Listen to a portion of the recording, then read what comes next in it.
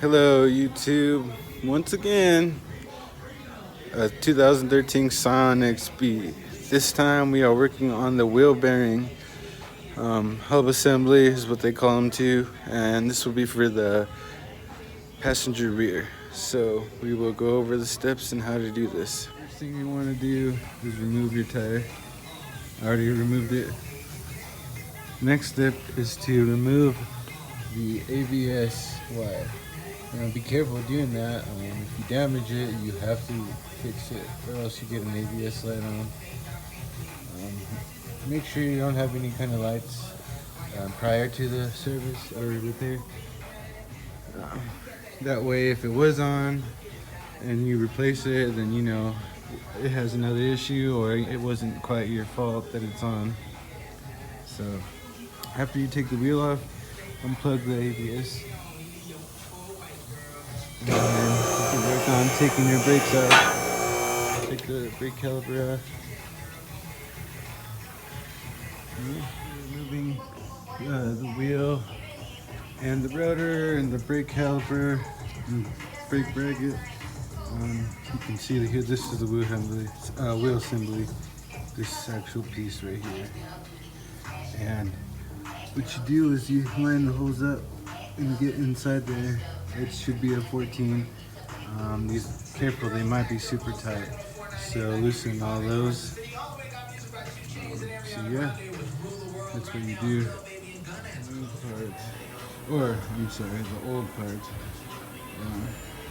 When I try to turn it, it doesn't spin hardly ever. It's like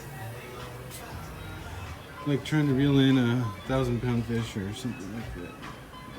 This one's definitely bad. So when you put the new one on there, make sure you put the backing plate on first. Okay, backing plate on first. And make sure the parts match too. And you might want to use a Loctite. I use a Loctite at least. So yeah, put that on the same way the backing plate. Slide it over the back of the wheel hub, but first I'll show you the Loctite. I use this. But yeah, just slide that backing plate onto the new wheel hub.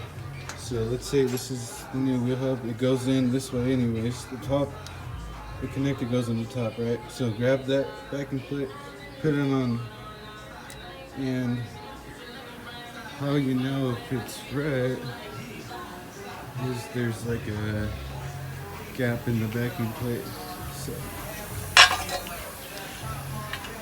if you see this notch, that's where the brake caliper goes. So right now, if I had the wheel hub in this hand, I would slide it like that, and I would bring the whole thing like that. And line up the holes.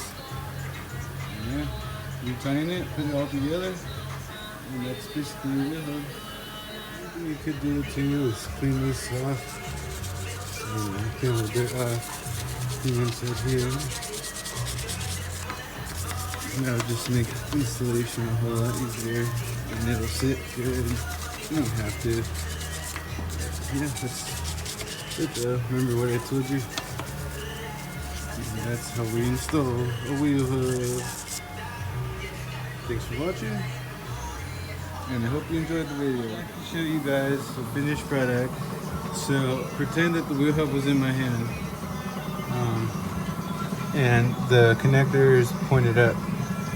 Make it so that you grab this, put it on here on the back of it, and then at the same time put it on. Then put your nuts in, bolts, and make sure to tighten them to what your car asks for. Make sure they're tight, because this is your wheel goes on here. So if you could imagine what would happen if you didn't tighten these down. And so you want to be careful when working on a car. Even just taking a tire off, if you don't tighten it, you know you could have major issues. So I already tightened my bolts down. So what you might want to do now is put your connector back on there. put your rotor on, then your brake bracket. So after you got this on, put your rotor on, put your bracket on, and caliper, and you're done. So wheel hub, followed by the connector, followed by a rotor, brake bracket, and brake caliper. And don't forget your brake pads. So yeah, tying everything down and you're Gucci.